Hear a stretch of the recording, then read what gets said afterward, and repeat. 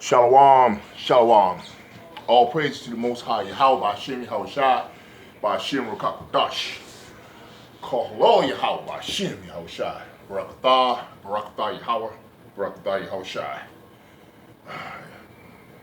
It's your brother Obadiayahing, and today I am coming to you, finally, trying to get myself straight here, forgive me. After quite a suspension I had a bit of a suspension on my channel, which all of the Akim and the brother are witnessing and experiencing because of Esau Edom and his wickedness that he's providing, trying to stop the truth.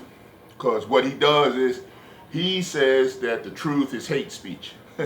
If Yahawashi, who they ignorantly called Jesus, was here, they would call him a hate monger, or call him a terrorist, or call him a radical, or something, something against their wicked kingdom. So we're back after a 2.5 week sabbatical. So we get into the Word, and the Most High gave me a lesson. And the thing is, when Yahweh gives me lessons, I don't get lessons like a lot of the other Akim and the brethren do.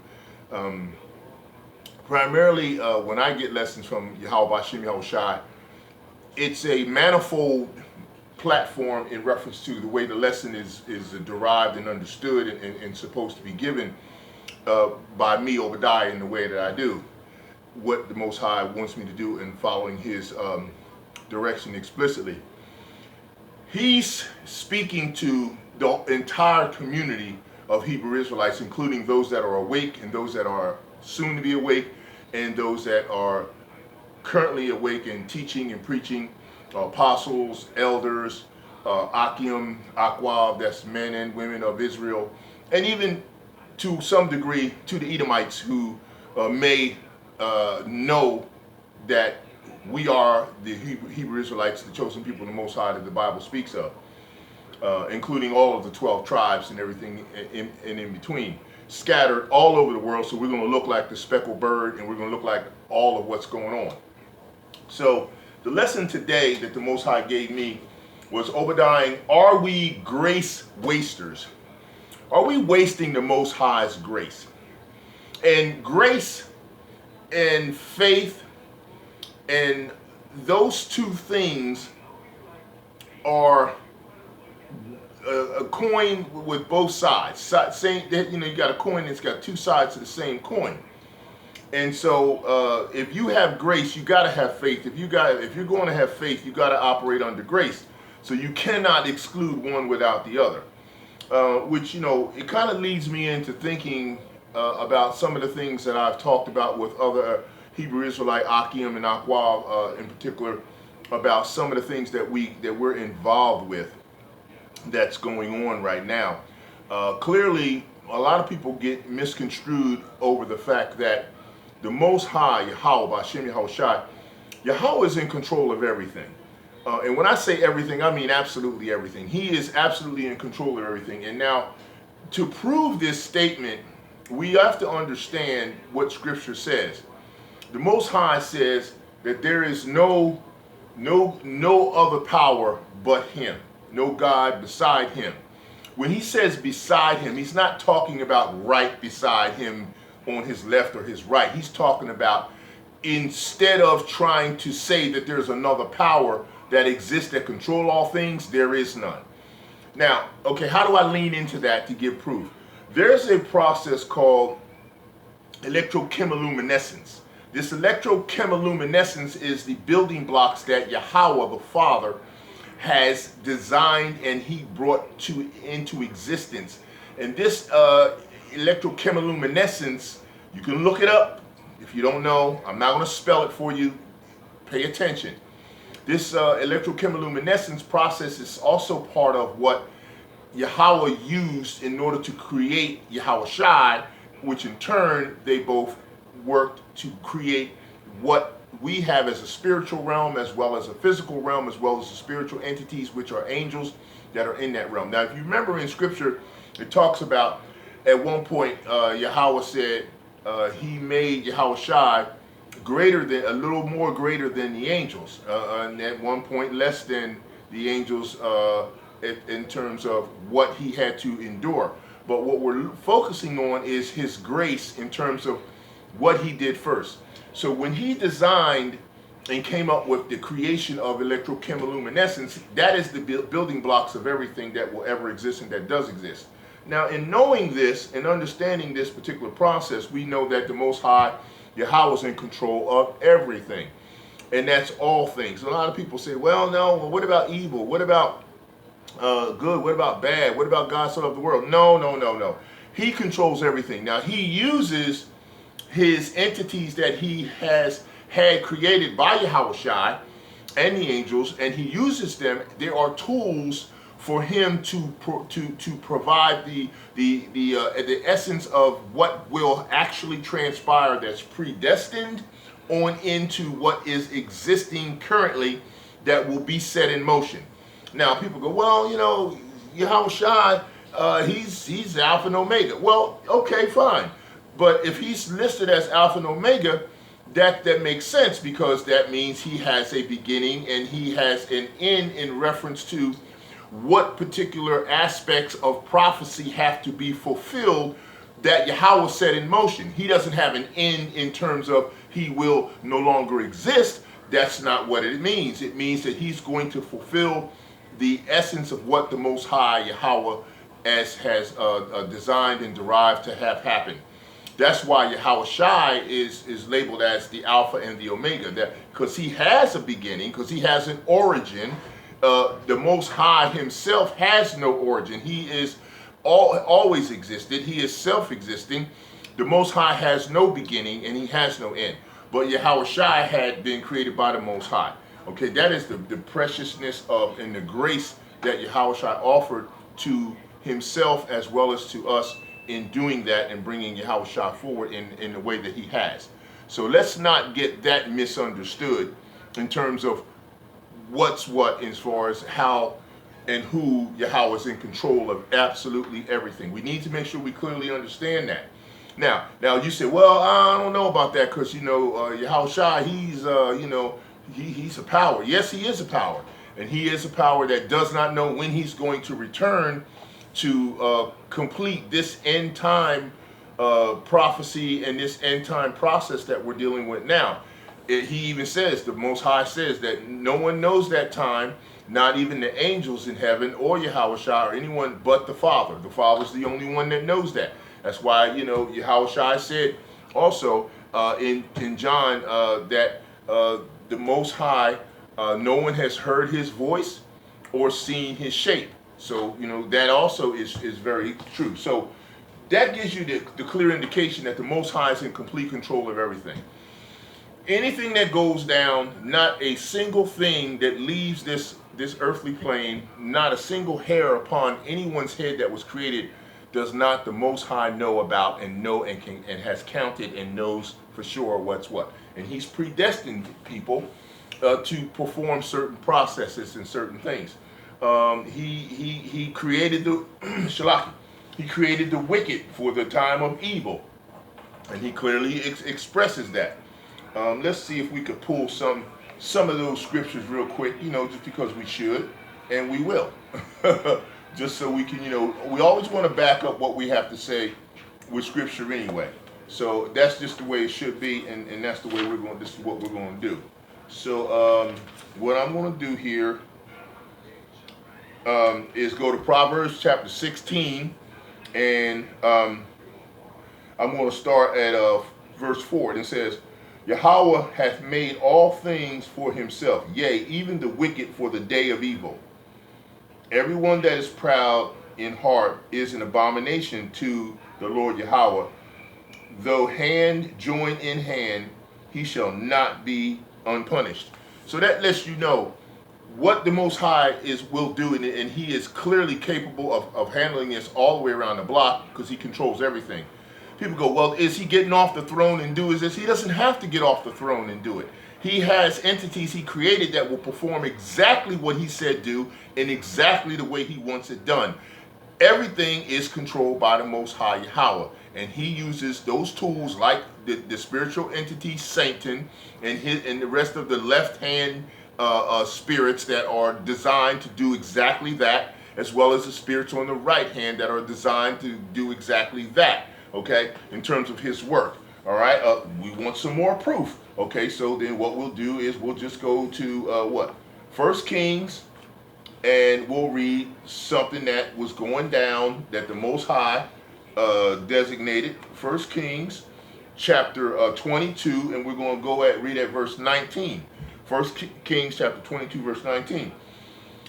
And he said, "Hear thou therefore the word of Yahawah. I saw Yahawah sitting on his throne, and all the host of heaven standing by him on his right hand and on his left." See, all the host of heaven. That's all of them. There ain't nobody missing, nobody called out sick. Everybody's there. And the Most High is on the throne. He's directing and controlling everything. And Yahweh said, "Who shall persuade Ahab that he may go up and fall at Ramoth Gilead?" And one said on this manner, and another said on that manner. These are spirits that are answering the Most High Yahweh in terms of what his request is and what they will do for the Most High. Okay, and there came another Shalaki, and there came another said that on that manner, and there came forth a spirit and stood before Yahweh and said, "I will persuade him." And Yahweh said unto him, "Wherewith?" In other words, let's talk about what you're going to do. All right. And he said, "I will go forth, and I will be a lying spirit in the mouth of all his prophets." And he said, "Thou shalt persuade him and prevail also. Go forth and do so." Now he said, he's given you your marching orders. You will prevail because he ordained it. Now go on and get it done. And now the spirit that came to him came from the left side of the hand of the Most High, because if he's going to perform a lying spirit in the mouth of all the prophets, that would be something that is from a wicked perspective from the Most High's hand. So you understand, he gets worship and he gets praise from all sides. He controls all things. Let's not get that twisted. Just wanted to make sure we get scripture to prove what I'm saying to you here. But see, what we also need to understand is the Most High operates under grace. The grace he operates under cannot be wasted by the entities that he has control over. And there are entities that he does set astray on his own. Like he just saw in 1 Kings, he set astray some entities. Okay, so it's not as though he doesn't do that. Now we're going to also speak to a couple of prophets, and we're going to talk to some of the prophets of old that actually are operating under the Most High's grace, because they are completely under his control, and under his control they're going to perform exactly what he said he wants done. Now I'm going to the Apocrypha, and I'm going to read another account of how Yahweh only chose a covenant for Israel, only us, and also that there are no spirits or angels on us to lead us astray, the Hebrew Israelites, but there are spirits that he is leading those astray that are not of us. Now this is Jubilees chapter 15, and I'm going to start at 29. And it says, "For the command is ordained for a covenant, that they should observe it forever among all the children of Israel." See, that's just us, no other nation. And I'm going to go to Psalms 147 and read that is validated through the Most High as well. Okay, it says here 30, "For Ishmael and his sons and his brothers and Esau, Yahweh did not cause to approach him." See, he went right past them. "And he chose them not because they are the children of Abraham, because he knew them, but he chose Israel to be his people. And he sanctified it, gathered them or it from amongst all the children of men, for there are many nations and many peoples." See, this refutes this crap about the Most High loves all and he cares about all, because that's not true. All right, "And all are his, And over all has he placed spirits in authority to lead them astray from him. This is the other nations. This ain't Israel. You sir, I just read that he doesn't do this against us. But over Israel, he did not appoint any angel or spirit or ruach, for he alone is their ruler, and he will guard them and require them at the hand of his angels and his spirit and at the hand of all his powers, in order that he may guard them and bless them, and that they may be his and he may be theirs from henceforth forever. So that kind of shows you right there, the Most High is like, look, he's guarding and protecting his children that he chose. And the children that he did chose, that is a grace. That is a massive, beautiful, righteous grace that he's put upon these children. But he will chastise, he will correct, and he will judge all. Because he said judgment starts first in the house of Israel, right? So we already know that. Now I want to talk a little bit about and bring in some areas of grace that have been performed by the Most High YAHAWAH BAHASHAM YAHAWASHI. We're on some prophets that you know, and I'm going to speak a little bit about the prophets that have gotten grace from the Most High, and a little bit about them that you may not know, but we'll talk to that. Now, first we're going to start with Jeremiah. Okay, all right. Now let me see. I think I want to go to the book of Jeremiah. Let's see where I was at. Okay. Lord, right. Okay. It says, I will bring again the captivity. Yeah, this is Jeremiah chapter 30. All right. And I want you to understand for this, because this is important to understand. Jeremiah chapter 30, the Most High said, in the word that came unto Jeremiah from Yahweh, saying, Thus speaketh Yahweh power of Israel, saying, Write these all the words that I have spoken unto thee in a book. See, this is our book, no one else's book. It doesn't belong to anybody else. It never did, and it never will. So you need to leave it alone. You religious practitioners, this doesn't apply to you. You're not of Israel. This is not of you, and there is no spiritual Israel. So get out of here with that crap. Okay. For lo, the days come, saith Yahweh, that I will bring again the captivity of my people Israel and Judah. And saith Shalaki, and will bring the captivity of my people Israel and Judah, saith Yahweh, and I will cause them to return to the land and that I gave to their fathers, and they shall possess it. And these are the words of Yahweh spake concerning Israel and concerning Judah. See, Israel and Judah. He's not talking to any other nations. He's not communicating, and he doesn't promise any other nations anything. Did it say anything about Moab here? Did it say anything about Amalek here? No. Did it say anything about Ishmael here? No. They're not getting any of this. For thus saith Yahweh, we have heard a voice of trembling, of fear, and not of peace. Ask ye now, and see whether a man doeth travail with child. Question, wherefore do I see every man with his hands on his loins, as a woman in travail, and all faces are turned into paleness? That means they are terrified, because the Most High is a man of war. He's not playing. Alas, for the day is great, so that none is like it. It is even the time of Jacob's trouble. This is where we're at now. We're right inside the door of this situation, and this is what you got coming, and this coming full force. And that army, that army that the Father is using against us, that Esau, Edomite, wicked army, is his army. He calls it his great army. Okay, it's in Scripture. Look it up, learn, study. See, that's the thing. One thing about religious practitioners that follow the Christian belief system and all of the derivatives of it, they read the Bible, but they don't study the Bible. See, but Hebrew Israelites, they study the Bible because it's their book, and they're supposed to study their culture and their lineage. But as for the regular religious idolaters, they don't. They just read the Bible. Let me finish. Okay. All right.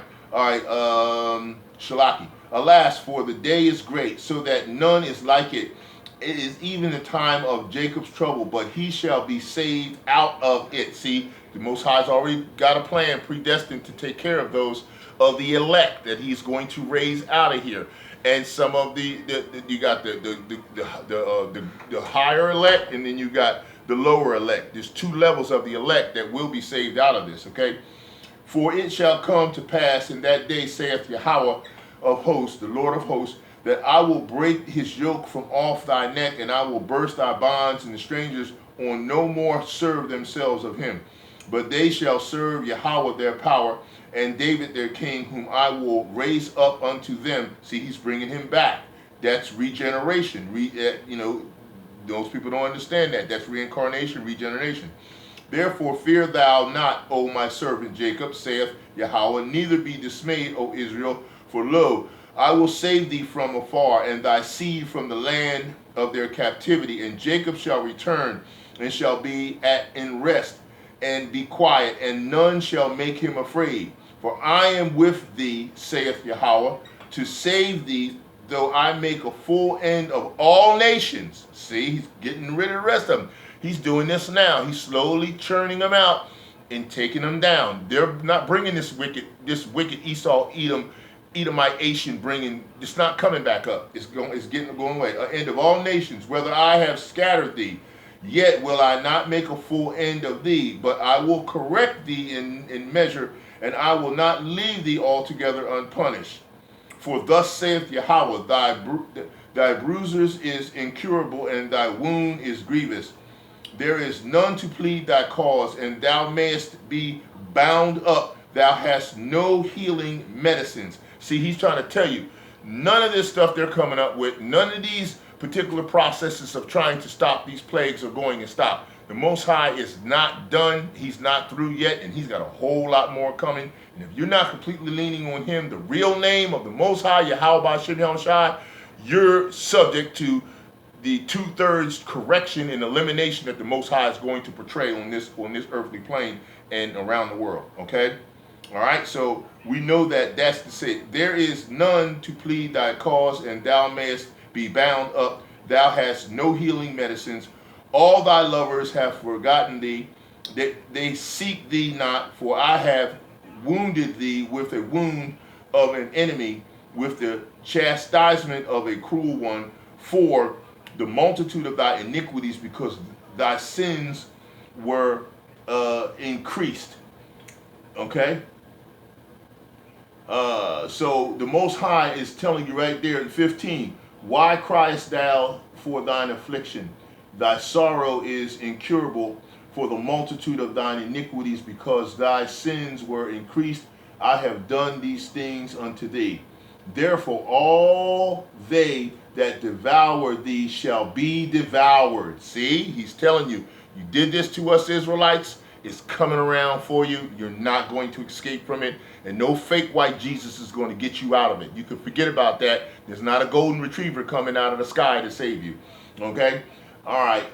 Therefore all they that devour thee shall be devoured, and all thine adversaries, every one of them, shall go into captivity, and they shall spoil thee, they that spoil thee shall be a spoil, and all that prey upon thee I will give for a prey. For I will restore health unto thee, and I will heal thee of thy wounds, saith Yahawah, because they called thee an outcast, saying, This is Zion, whom no man seeketh after. Thus saith the Lord Yahawah, Behold, I will bring again the captivity of Jacob's tents, and have mercy on his dwelling places, and the city shall be built up her own heap, and the place shall remain after the manner thereof. See, so the Most High is telling you, he's bringing his people back, and the people who have done this, they're going to pay. Esau, you're through. You might as well let it go, because it ain't. You're not getting this. This world is not coming back to you. So we can see the grace that is not being wasted, and the grace that is being wasted in just that part of Jeremiah that I was speaking about. Now let me tell you a little bit about Jeremiah and himself. Okay, Jeremiah was from Anathoth. That's Anathoth, and he died at Tripoli of Egypt, having been stoned by his people. See, this is the wicked slow, see, you got your slow, you got your swoon coons and your slow coons, and you got all these Israelites that have come back now, just as wicked as they were before, like in First Maccabees, and they stoned Jeremiah. Jeremiah was deemed a prophet before he left his mother, before he entered his mother's womb. This is predestination. This is grace that the Most High put upon him in that way. But what happened? Our own people stoned him. Now listen about this. He said, stoned by his people. He was buried in the environs of Pharaoh's palace because the Egyptians held him in high esteem. See, even the heathens, the Hamites, held him in high esteem, and our own people went against him. This is a prophet that came for his people to help his people in the spirit of Yahawashi, and they're going to stone him. Okay, check it out. Okay, they held him. The Egyptians held him in high esteem, having been benefited through him. For he prayed, and the asp left them, and the monsters of the water. So these poisonous snakes and these crocodiles that were plaguing Egypt and killing multiple people, including Hebrew Israelites, Jeremiah prayed, and the grace that he had upon him brought the power of YAHAWAH BAHASHAM YAHAWASHI and stopped that plague of those snakes and those crocodiles from destroying people. And so they held him in high esteem. And see, even the ignorant Hebrew Israelites that were there who saw this happen and were participating in it, they still stoned him. See, this is the kind of people we got right now in this world. And this is why they have to be eliminated, because this is who they are. They will turn on you in a heartbeat. You can't even, what are you going to say, right? Okay, let me finish. All right. Of the monsters of the water, which the Egyptians call Niphoth, and the Greeks crocodiles, and those who are Yahweh's faithful prey at the place to this very day, and taking the dust of the place, Shalaki, and taking the dust of the place, they heal asp bites, and we have heard from the children of Antigonus and Ptolemy, old men, that Alexander the Macedonian, after standing at the prophet's grave and witnessing his mysteries, transferred his remains to Alexandria and placed them in a circle around the city with due honor, and the whole race of asps was kept from the land. See that? And from the river likewise the crocodiles, and to the same end he introduced the snakes, which are called agrolali, which means snake fighters, which he brought from Agros of the Peloponnese, whence they are also called agroli, and is fortunate ones from Agros are everything fortunate they call alagi. This Jeremiah gave a sign to the priest of Egypt, that it was decreed that their idols would be shaken and collapse through a savior, a child born of a virgin. See, talking about Yahawashi in a manger. Wherefore, even to this day, they revere a young woman or a virgin giving birth as placing an infant in a manger.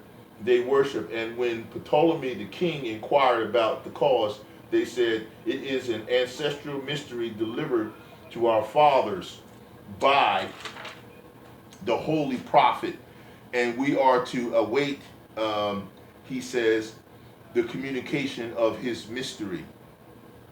Okay?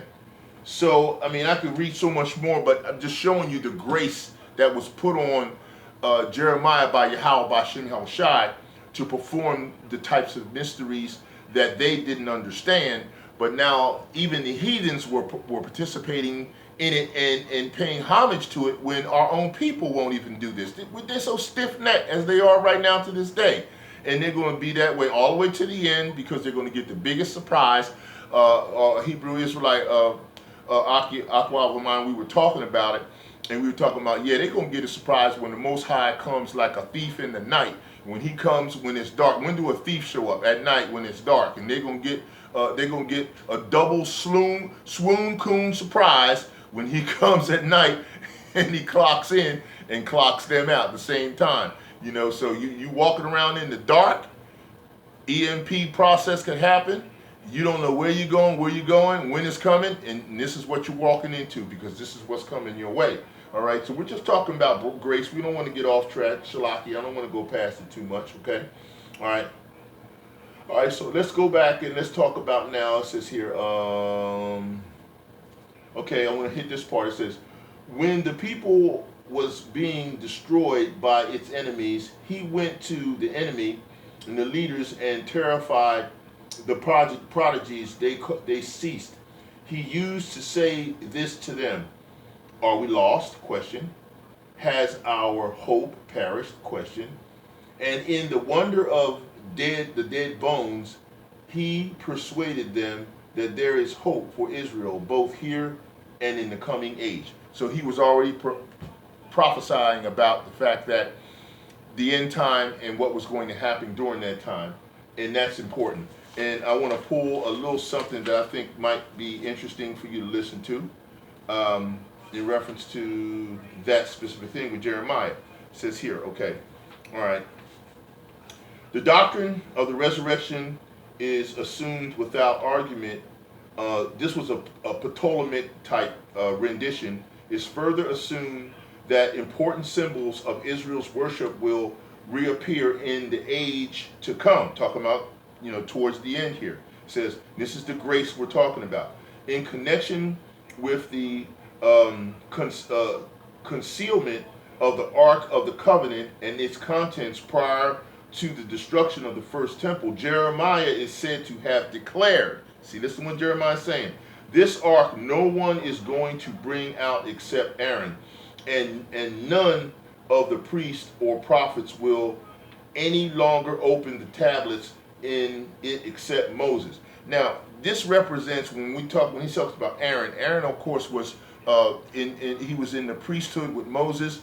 He was one of the top priests and elders in that particular time period, and he had authorization to bring forth the word because he spoke it for Moses when it was given by the Most High to Moses as it was, because Moses was not as prolific in speech as Aaron was, so he did that. So now we have the same process going with prophets today that you see on the highways and byways, and they are speaking as though they're speaking of the ark. And what is that ark? The ark that is talking about being coming. That is the salvation that the Most High is bringing as the prophetic process is moving forward right now. We see that salvation, that ark. That ark also has a lot to do with this word in itself, because now those tablets and that information is being revealed in this end time.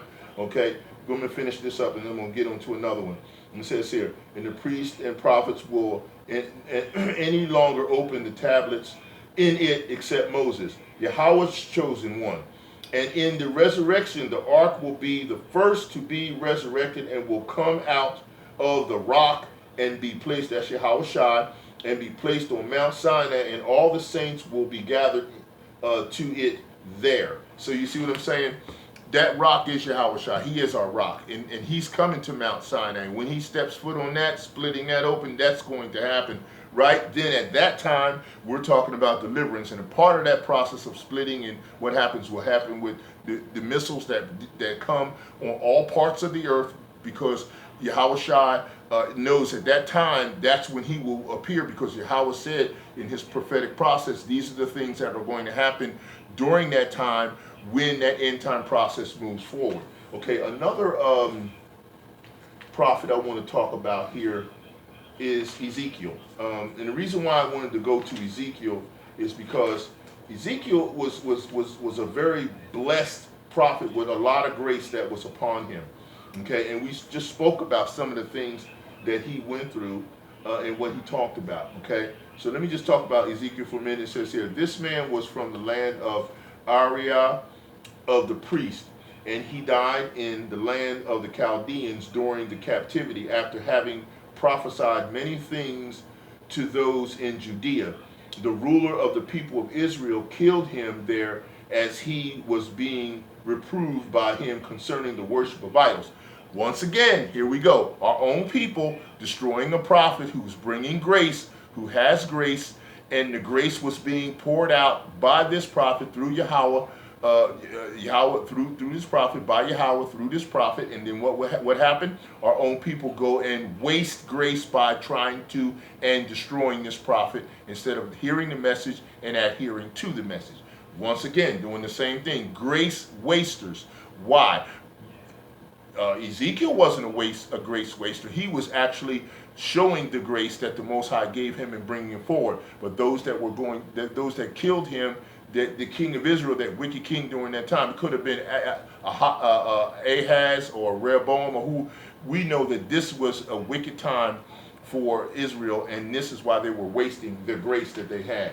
All right, and the next prophet I think I want to touch on is I want to go to, I was going to do Elijah the Tisbit, but I think I'm going to go past that for a minute, and I want to go to Zechariah, the son of Jehoiada.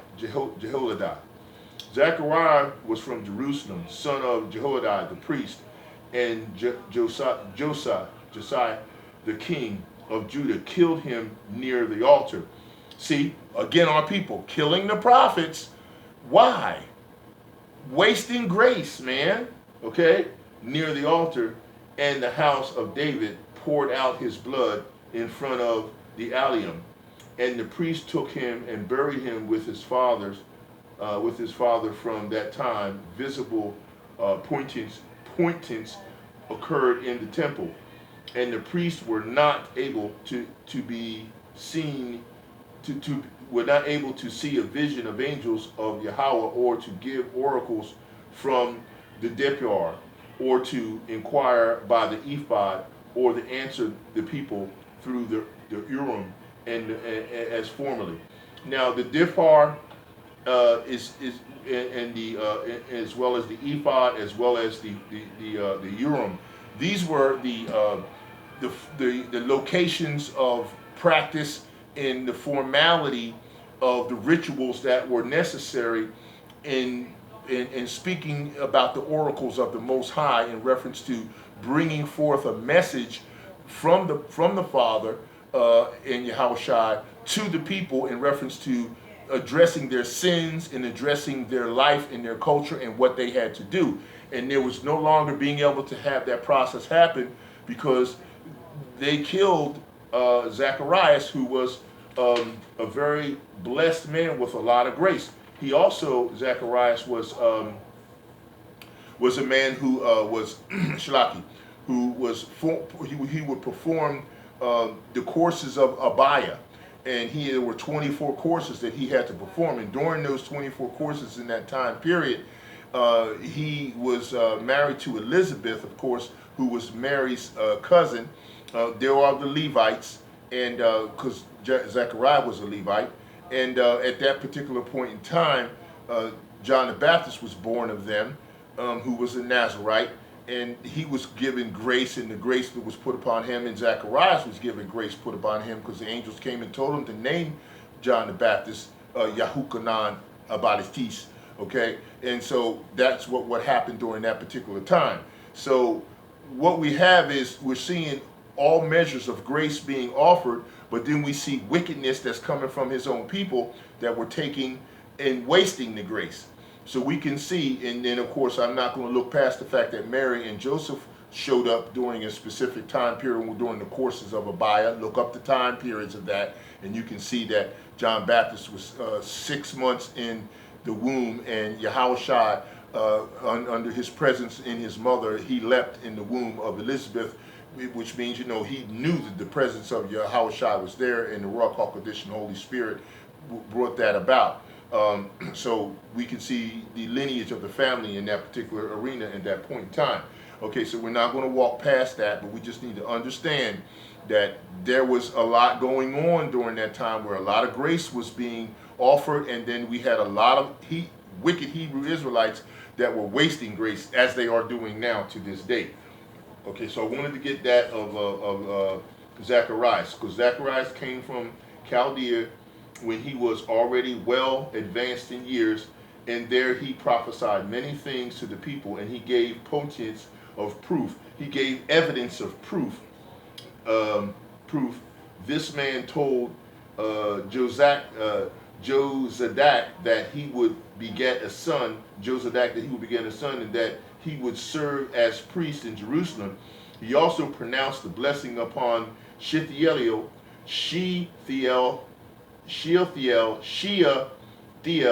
at the birth of his son, and named him Zerubbabel. Zerubbabel means born in Babel, or born in confusion. Okay, and concerning Cyrus, he gave a potent, which is a premonition, which is a truth of his victory, and prophesies regarding the service which he was to perform in Jerusalem. That is, once they come out to captivity, rebuilding the temple area, rebuilding certain areas of the city of Jerusalem as well. Okay, and then he said here, and he blessed him greatly, which he did give grace to this heathen king Cyrus, and the service which he was to perform for Jerusalem, and he blessed him greatly. And his prophesying in Jerusalem was based on his visions about the end of the Gentiles, Israel, and the temple, and the laziness of the prophets and the priests. And see, this is what we're talking about. See, he talked about the end of the Gentiles. When we say end, we're talking about this end time where the scattered Hebrew Israelites who are called Gentiles because they have been indoctrinated into that particular culture in that area of the world that they have been scattered to. Some of them decided to join these heathens and participate in this willfully, and some were indoctrinated and forced into it. So you had a calling out that has to happen, and that's what part of Paul's ministry and the rest of the disciples had to do when Yahushua told them to go unto the lost sheep of the house of Israel and call them back into the truth. And this is what was happening. So those were Gentiles. He wasn't calling Edomite Gentiles and telling so-called Edomites that they could become part of this heritage. No, he's talking about those Israelites that were scattered abroad all over the face of the earth and were also called Gentiles. And then he also, as he says here, he also was talking to the end in reference to Israel and the temple. Now, when we say Israel, we're talking about Israel in terms of Israel as a people and a total nation here, and that what will befall them in the prophetic process that is happening forward up to this point in time. As far as the temple is concerned, it's not a physical facility or building. It's talking about the temples of the Israelite, which is those particular vessels that they are in. Those spirits are in a temple, and the temple is where the Most High, the inward parts, the inside of you as a Hebrew Israelite, is where YAHAWAH BAHASHAM YAHAWASHI would dwell in you. It's not talking about a physical building. You cannot build a house or place or location to hold Yahweh or Yahawashi. That's not possible. So it's speaking specifically about a people, because Israel and Jerusalem, Israel is a people before it is a place or a nation, if you understand the deeper meaning of the scriptures. That might be over some of them's head. If not, study, get into it. Okay? So Zacharias was bringing these prophetic processes forward, and he talked about the laziness of the prophets and the priests, and you can see how lazy they were and how unorganized they were. They were killing the prophets. They were just totally disrespecting Yahweh and Yahawashi and the grace that he was offering, and just wasting it, completely wasting it away. Okay, and that's what they did at that particular time. Okay, so I just wanted to get into those three prophets and show the correlation of grace that was given, because all of the prophets were given grace, and they all performed the grace in the window of time that they were allotted to do it. Now that brings me to the point that I wanted to express before about the fact that there's no free will. We are given a window of grace, and that window of grace that we operate in faith was sanctioned in a predestinated process before you got here in this flesh, in this period of time. What do I mean? Before you were here, what does most people say when they say, well, where were you before you were here? Well, I was with Yahushua, or the Father. Shalaki. And now, if that is the case, then what were you doing? You weren't sitting around doing nothing. You were obviously at work. You had a particular job or function that you were performing, and you were called into the boss's office. You were called into Yahweh's office. Yahawashi was there, and you had a conversation with Yahawashi and Yahweh in reference to how you were going to perform a process for the Most High when it came to your offering of salvation and your offering of reward in reference to doing the work for the Most High. So during that time, the Most High provided you with a window of grace in order to accomplish this goal. Now, when you get here, you don't have the remembrance of that conversation. You don't have the remembrance of what you were doing when you were in the spirit world, because they removed that for safety purposes so that you would be able to continue what you do. Now, you do get some instances of deja vu. Most people do. Most people get an instance of deja vu. They go, wow, I kind of remember it's really familiar to me. You get that. That's something that happens because the Most High blesses that in you to let you stay on track or to stay on the path. So now when you're on the path, and then when you veer off and take a side ramp or you take a side track, sometimes the Most High says, okay, I need to get you back on track so you can perform within the window of grace I gave you to get this accomplished. Now, you may take a little sidetrack for a moment, and you may do something that might not be righteous, and the Most High may have to do something in order to get you back. He might give you a trial, okay? He may smack you upside your head and, and do something a little bit harsher to you. He may give you a problem within the confines of the family that you deal with, or it may be someone who's a family member that's close to you, a spouse or a child or something, just to try to get you back on track. He may even go even further and take you almost to the point of returning to the spirit world. It all depends on how much of the window of grace you are not operating in that you gave him your promise before you got here that you would participate in. Now, that's why we always call out the elect and try to get you to wake the hell up so you can do what you're supposed to do for the Most High when he puts people or other Israelites or individuals across your path that you have to share truth with to get them to the point where they need to be, because he's closing this out and he's sealing folks. And if you can't understand this word, if this word doesn't resonate with you, if you don't understand the true name YAHAWAH BAHASHAM YAHAWASHI, then you're not sealed, because this word is what seals you. And the Most High uses the Royal Call Condition in order to get that sealing done. And that's what the seal is that's going to be in your mind that no one can take away from you. Okay, when the Most High brings that forward. But I just wanted to make sure you understood that. Now let's pop into a couple of precepts here in scriptures that I want to get to, because we're getting pretty long into this message and I don't want to be but so long. We got Ephesians chapter 2, and that's talking about 1 through 14.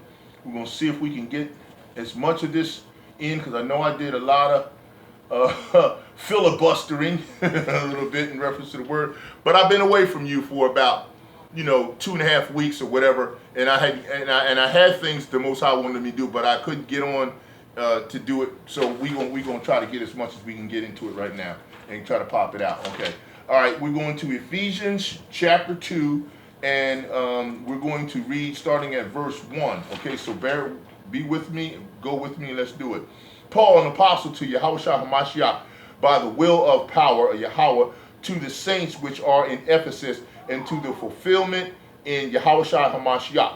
Now, the saints in Ephesus is only talking about Israelites that were scattered to that area, and he's not talking about a physical church. He's talking about Israelites who are spiritually lost in truth and not knowing who they are, and he's got to get them and bring them back. And he says, grace be unto you, peace from Yahweh our power, our Father, and from Yahawashi HaMashiach.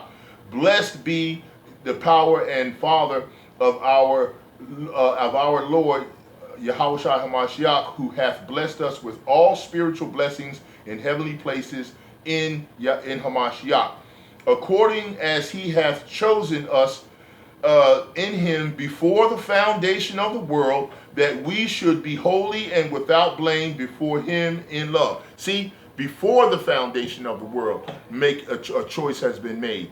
Not after, but before. Okay, that's important to understand that. All right, that we know for sure that you have been chosen by the Most High, Shalaki, okay? And we need to make sure that we clearly understand that there's predestination done in this process here that is bringing forth this particular time period in grace that the Most High brought forward for us, okay? It says here, having predestined us unto the adoption of children by Yahawashi HaMashiach to himself, according to the good pleasure of his will. See, that's the Most High's will. To the praise of the glory of his grace, wherein he hath made us accepted in the beloved, in whom we have redemption through his blood. See, Yahawashi's blood is the only thing that penetrates both the spiritual world and this physical world in terms of the manifestation of grace and blessings and faith, right? The forgiveness of sins according to the richness of his grace. See, so you can see right now the Most High is telling you the richness of his grace is important in reference to that level that we are to aspire to and not waste his grace, okay? That's very important, and we need not forget that, because that's just beyond what we can imagine in terms of how the Most High controls everything. No one's doing anything outside of what the Most High will allow to happen. Okay, next we're going to go to Romans chapter 12, 1 and 6, so let's get there. Romans 12, okay, starting at 1 through 6, right? I beseech ye therefore, brethren, be by the mercies of Yahawah, that ye present your bodies a living sacrifice, wholly acceptable unto power, which is our reasonable service. So if you're going to give your bodies as a living sacrifice to the Most High, you can't be polluting them. You can't say, well, I need to get a menu for a barbecue pork chop sandwich and a blunt and a beer. That's not what you're supposed to be doing. That's not making yourself a living sacrifice holy. You can't do that. That's not the way it goes down. That's not a living sacrifice holy and acceptable to the Most High. 2, and be not conformed to this world, but be ye transformed by the renewing of your mind. See, that's where that seal has to come, in your mind, okay? And that ye may prove what is that good and acceptable and perfect will of Yahawah, okay? So this is why we wanted to get to this point. For I say, through the grace given unto me, to every man that is among you, not to think of himself more highly than he ought to think, but to think soberly, according to Yahawah hath dealt every man a measure of faith. As I said before, faith as well as grace is one side of the, it's both two sides of the same coin. So you can't have faith without grace, and you can't perform your faith without the grace, and you can't perform grace without having faith. So you have to have both, and you can't be wasting this. This is not what you're supposed to be doing, okay?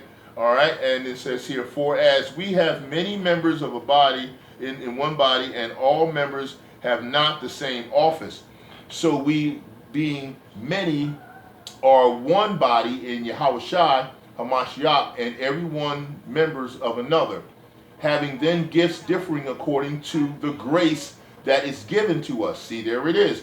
Wherefore, whether prophecy, let us prophesy according to the proportion of faith. And that's how you're supposed to perform your prophecies, through that method. Or he that exalteth, exhortation, he that giveth, let him do it with simplicity, he that ruleth with diligence, and he that showeth mercy with cheerfulness. So you have to be able to operate in spiritual maturity in order to function in these areas, which I've done lessons on that for the Most High as well. You need to participate in that manner of it, okay? Next, we're going to go to 2 Corinthians chapter 12, okay? 2 Corinthians chapter 12. We got to wrap this up because we're getting close. And I got a few more that I want to bring, but I might not be able to get all of these through, but we're going to do the best we can to try to get as many of them through as we can. 2 Corinthians chapter 12 is where we're going. So we'll start at the top, and it says, it is not expedient for me doubtless to glory. I will come to visions and revelations of the Lord. I knew a man Hamashiach above 14 years ago, whether in the body I cannot tell, or whether out of the body I cannot tell. Yahweh knoweth, such an one caught up to the third heaven. See, he was caught up to the third heaven. And I knew such a man, whether in the body or out of the body, I cannot tell. Yahweh knoweth, how that he was caught up into paradise and heard unspeakable words, which it is not lawful for man to utter. Okay, of such an one will I glory, yet of myself I will not glory, but in mine infirmities. For though I would desire to glory, I shall not be a fool, for I will say the truth. But now I forbear, lest any man should think of me above which he seeth me be, or that he heareth me. Paul was not proud, he was humble in that way. We need to be more humble as teachers and apostles, as Hebrew Israelites that are bringing the truth, because you're not going to get the message forward, and newly revealed information in reference to the prophetic process that's moving forward will not be revealed to you, and you won't be able to correlate it and bring it together if your humbleness is not there. You can't. It's the Most High. Yahawashi said you have to accept the kingdom of heaven and everything thereof like a child. That's roughly paraphrased, but you know what I'm saying. Okay. All right. So he said, at least I should be exalted above measure, though the abundance of the revelation there was given to me a thorn in the flesh, a messenger of Satan to buffet me, lest I would be exalted above measure. See, that's keeping you humble. Hey, a lot of us prophets, a lot of us apostles, a lot of us Akim, a lot of us have a thorn in the Most High, and we're so very grateful that we have it, because it keeps us grounded. It keeps the measure of truth from becoming big-headed about the situation. You don't want to do that. All praises go to the Most High YAHAWAH BAHASHAM YAHAWASHI. Don't just say all praises. Say all of it. Say, Kol Halal YAHAWAH BAHASHAM YAHAWASHI BAHASHAM Rukakodash. Say it. All praises to the Most High YAHAWAH BAHASHAM YAHAWASHI. Don't shortchange it. Don't make it less. Don't do that. Okay? Finishing up. All right? And lest I should exalt above measure, though the abundance of the revelation was given to me, a thorn in my flesh, a messenger of Satan buffeted me, lest I should be exalted above measure. For this thing I besought Yahweh thrice, that might depart from me. You know, he asked him to remove it, but the Most High did not remove it. So you can see that is the case. And so he won't remove it. He says, and he said unto me, my grace is sufficient for thee. See, the Most High said that. He said, and Yahweh said unto me, my grace is sufficient for thee, for my strength is made perfect in weakness. Most gladly, therefore, I rather glory in my infirmity, than the power of Hamashiach may rest upon me. So you can see what I'm saying right here. We can see the Most High is telling you that's what he's looking for. That's what he's talking about. Don't be a grace waster. Don't waste his grace. This is what he doesn't want you to do. And if you're being a grace waster, you will be departed from here shortly. The next one I wanted to go is 1 Corinthians 15:10, and then we'll do one or two more, and then we can wrap it up, see if we can squeeze these in. So 1 Corinthians, go with me, chapter 15 and verse 10. All right? So go there with me, please. 1 Corinthians 15 and 10. And it says, but by the grace of Yahweh I am what I am, and his grace which was bestowed upon me was not in vain, right? But I labored more abundantly than they all, yet not I, but the grace of Yahweh which was with me. So you can see what I'm saying? That's not wasting grace. Paul is showing you how not to be wasting the grace of the Most High YAHAWAH BAHASHAM YAHAWASHI. All right, now the last two is James chapter 4 verse 6. So let's go there real quick. Let's go to James chapter 4 verse 6, and then we can wrap this up. James chapter 4 verse 6, and it says, but he that giveth more grace, wherefore he saith, Yahweh resisteth the proud, but giveth grace unto the humble. See what I'm saying? The Most High is not having it. he's doing what he said he's going to do. Now we're going to finish here and close out with Hebrews chapter 4 verse 16. So we get there, and it says here, all right, let us therefore go boldly unto the throne of grace, that we may obtain mercy and find grace to help in the time of need. So this is our time of need. We need the grace of the Most High Yahawah Bahashem Yahawashi. Father, we ask Yahawah Bahashem Yahawashi, call halal, that you give us Barakatah Yahawah, the grace that we need in order to bear with what you have coming, because we know you control all things, and we all have to be prepared and humble enough and make sure that we give you all the praises and all the worship in order to be able to see through this time of trouble as we come across it, and the things that we have to experience that bring us to that fruition. So we say, call Allah Yahawah Bahashem Yahawashi, Bahashem Rakakodash, and the water to any aspects that didn't come through on the lesson. And we hope that we can bring you another lesson, because we're back, and we want to give all praises to the Most High Yahawah Bahashem Yahawashi, and Shalom, Bapa Ball.